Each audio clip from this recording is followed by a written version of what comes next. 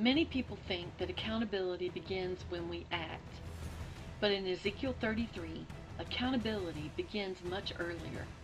It begins when we see. Because once God shows you something, you can never honestly say you did not know. In the ancient world, cities were surrounded by walls, and on top of those walls sat a watchman. His job wasn't to fight. His job wasn't to govern. His job was to watch, to see what others couldn't see.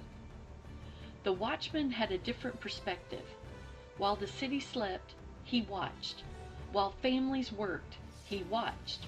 While everyone else lived normal lives, he watched the horizon. Because danger is often visible long before it arrives. Then one day he sees it.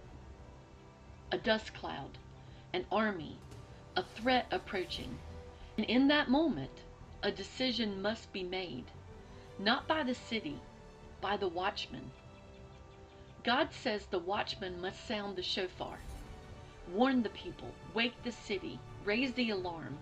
Because love doesn't stay silent when danger is approaching. Love speaks. Now the responsibility shifts. The warning has been given. The trumpet has sounded. The people know. And if they choose to ignore the warning, the decision becomes theirs. God says if the people hear the warning and refuse to respond, they are accountable for their own outcome. Why?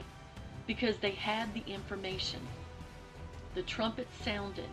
The warning was available, but the choice became theirs. Then God presents a second scenario. The watchman sees the danger. He knows what's coming, but he stays quiet. Maybe he's afraid. Maybe he doesn't want conflict. Maybe he doesn't want people upset with him, so he says nothing. And suddenly the responsibility shifts back.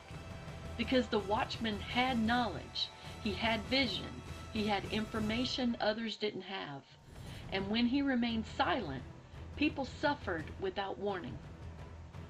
So God says, their blood I will require at the watchman's hand. That is heavy. That's the principle. The watchman isn't responsible because he's powerful. He's responsible because he sees. Knowledge creates stewardship. Vision creates responsibility. Once God reveals something to us, we become accountable for what we do with it. Centuries later, the Apostle Paul uses the exact same language. As he prepares to leave Ephesus, he makes a remarkable statement, a statement rooted directly in Ezekiel's watchman prophecy. Paul doesn't say everyone listened. He doesn't say everyone agreed. He doesn't say everyone obeyed. He simply says, I did not shrink from declaring the whole counsel of God. In other words, I blew the trumpet. Paul understood something many people miss. Success isn't measured by how people respond. Success is measured by faithfulness.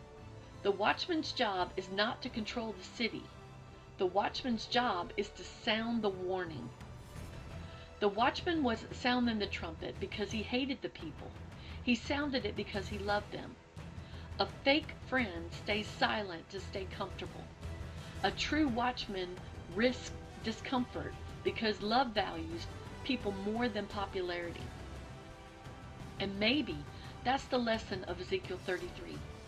Not that God is looking for someone to blame, but that love refuses to stay silent when it sees danger approaching. Because seeing creates responsibility, and real love always blows the trumpet.